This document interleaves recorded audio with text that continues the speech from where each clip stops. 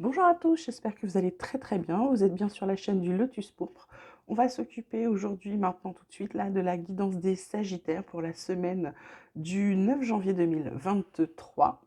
Voilà, on va commencer avec les énergies de la semaine. On vous parle de compromis, on vous parle d'éveil, on vous parle de changement d'eau de deck avec conditionnement. Euh, alors, les Sagittaires, sur cette semaine-là, certains, c'est un éveil, c'est un réveil, vous ouvrez les yeux, en quelque sorte, sur tout ce qui vous plaît plus, tout ce qui vous agace, tout ce qui est dans votre vie et qui ne vous convient plus, correspond plus, ne va plus, tout ce qui vous gêne, tout ce qui vous dérange. Et là, la carte du compromis, bah, c'est que vous allez essayer de changer des choses, alors en douceur, puisque le but n'est pas peut-être d'imposer votre bon vouloir à tout le monde, mais peut-être simplement de vous dire que vous allez faire quelques compromis pour pouvoir atteindre le changement dont vous avez besoin et dont vous avez envie, mais surtout besoin. Donc là, il y aura quelques compromis à faire parce que vous n'allez pas pouvoir tout modifier. Euh, mais les compromis vont être surtout avec vous-même. Alors, côté triade, on vous parle d'illusion, on vous parle de science, on vous parle de sacrifice. En dos de deck, on vous parle de mensonge, de mutation, de saut, d'initiation, de tentation, de paix qui arrive longtemps après, d'élévation. Mais il y a, et de pardon. Il y a pas sur tout de suite là. C'est comme si on vous expliquait avec cette carte de la science, alors les connaissances, ce que vous apprenez, ce que vous savez, c'est comme si on vous disait que ce que vous savez, bah, c'est pas ça, c'est pas la vérité. Et du coup, vous avez l'impression de vous être sacrifié pendant qu'on vous a menti en fait, hein, qu'on vous a menti parce que vous êtes en train de changer. Et du coup, votre point de vue change et du coup, vous avez l'impression qu'on vous a menti pendant des années sur quelque chose qu'on vous aurait appris ou dit. Et du coup, vous ouvrez les yeux, c'est peut-être ça votre réveil, hein, ou votre réveil en fonction de votre situation. Je vous laisse seul juge. C'est peut-être ça, c'est le fait de vous rendre compte que sur des choses dont vous étiez vraiment sûr, en fait, c'est faux. C'est faux, on vous a menti. Je sais pas, on vous a fait croire que la Terre était plate pendant des années, puis vous découvrez qu'elle est ronde. Et du coup, vous avez l'impression d'avoir, sur vos connaissances, d'avoir sacrifié beaucoup sur votre vie personnelle concernant ces connaissances, alors qu'en fait, c'était comme si on vous disait que votre vie reposait sur du flanc, sur de la poussière. Vous voyez, c'est un peu ça l'idée, là, pour certains Sagittaires, cette fois-ci. Alors, côté vie quotidienne, on vous parle d'étrangers, on vous parle de jalousie, on vous parle de clairvoyance, et en dos de deck, on vous parle de retard, de voyage, de culpabilité, de projection et de victoire. Donc, la victoire, elle n'est pas tout de suite, elle n'est pas gagnée sur ce que vous avez. Alors, je dirais que pour certains, alors ça dépend. Certains vivent à l'étranger. Il y a beaucoup de jalousie autour de la carte centrale et de la jalousie, hein. Donc il faut vraiment qu'ils fassent attention là. Les Sagittaires, faites vraiment attention parce qu'il y a des gens qui vous jalousent, qui vous envient. On vous dit juste d'ouvrir les yeux et d'arrêter de penser que tout le monde est gentil. Ouvrez les yeux, vous allez vite vous rendre compte de qui se fout de vous. Alors ça prend du temps parce que vous vous êtes pas rendu compte tout de suite que quand ça n'allait pas forcément, c'est pas parce que c'était comme ça, c'est juste parce que vous n'avez pas ouvert les yeux sur les mauvaises personnes. Voilà. Donc là, on vous dit aussi, pour d'autres, que il faut prendre de la distance avec tout ça, que vous n'étiez pas rendu compte. C'est comme s'il y avait quelqu'un de l'étranger aussi qui venait bouffer votre, il y avait aussi quelqu'un qui vient de loin peut-être, ou qui habite loin, ou qui avait pris du recul sur une situation, qui est quand même envieux de vous. Il y a quelqu'un dans vos proches, quelqu'un à qui, je dirais, c'est plutôt quelqu'un à qui vous avez tendu la main, qui essaye aussi, qui est quand même jaloux de vous, alors que c'est quelqu'un que vous avez aidé de façon très très gentille. Ok? Alors côté pro, on vous parle de bonheur, on vous parle de famille, on vous parle d'accident. Derrière, en dos de deck, on a la table et l'eau. Alors, les Sagittaires, là, pour certains, bah, ils sont très très bien dans leur travail. Je dirais que leur travail arrive à allier vie pro et vie perso.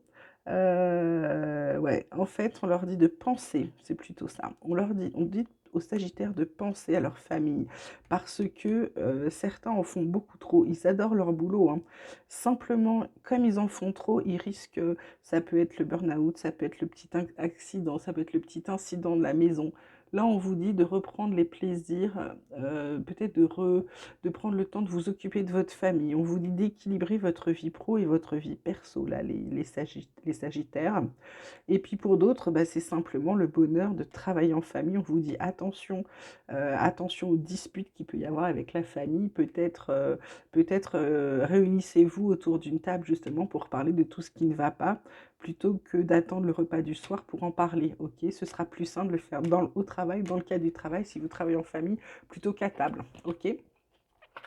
Côté tarot, j'ai la reine d'eau, tendre, compréhensive, patiente, aimante, qui vous dit vos relations atteignent un nouveau stade, fiez-vous à votre intuition, prenez soin d'autrui et de vous-même. Bah, ce que je vous disais là, intuition, etc.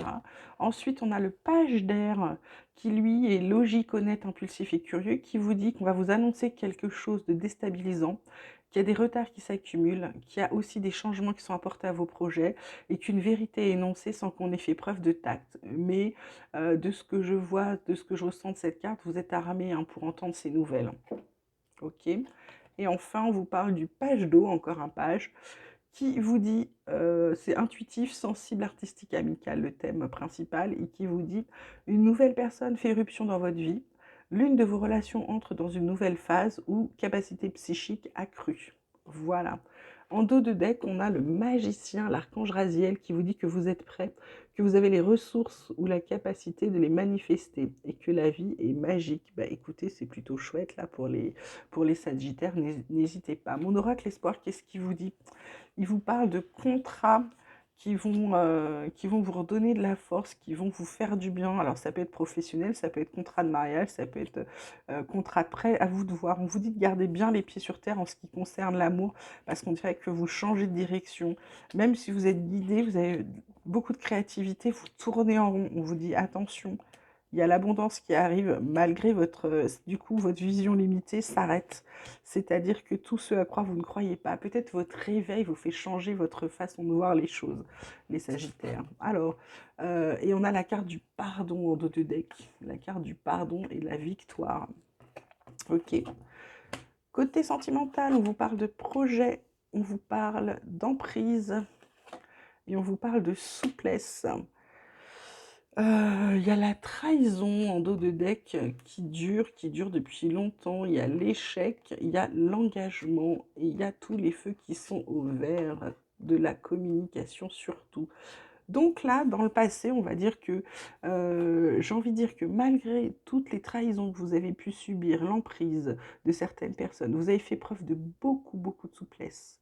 Et là, votre relation prend un nouveau tour. Pour ceux qui sont déjà en couple, attention, il y a des projets qui arrivent. Malgré l'emprise, vous mettez de la souplesse, vous apportez beaucoup de souplesse dans votre relation. D'accord.